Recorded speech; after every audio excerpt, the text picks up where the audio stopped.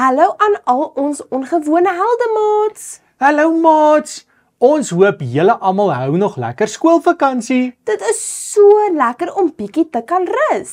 Maar ons moet nie vergeet om nog steeds ongewone helde elke dag te wees nie. Nee, ons kan nie dit vergeet nie.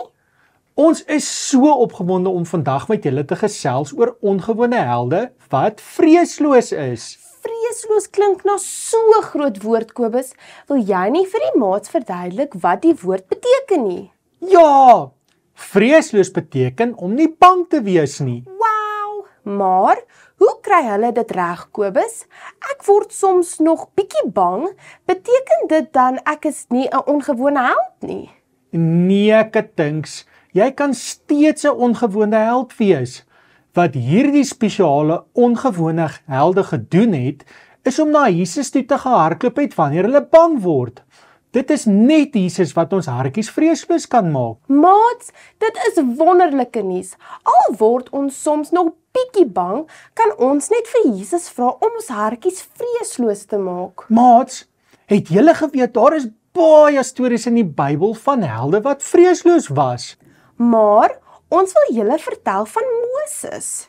Ja, Moses het gedoen wat my baie bang sou maak. Hy het 'n hele volk, al God se mense gelei uit Egipte. Julle, maar die nare kwaai leier van die Egiptenare, die Farao, was so kwaad dat hy besluit het om hulle te jaag. Maats, hy was so kwaad dat God se volk nie meer sy slawe kon wees nie, dat hy sy soldate gestuur het om hulle weer te gaan haal. En hulle was so bang want die kwaai soldate was besig om hulle te jaag. Dit is so, Kobus. Maats, weet julle wat het toe gebeur? Die Israeliete het tot teen-aan die see gehardloop. Almal wou bang word, maar nie Moses nie. Nee, Moses het besluit om eerder te bid en vir God te vra om sy hart vreesloos te maak. En weet julle wat is die beste? God het nie net hom vreesloos gemaak nie. God het vir Moses gesê om sy staf oor die see op te lig en die see se water te skei. Moses se vreesloosheid het op die ou end almal gered, maats.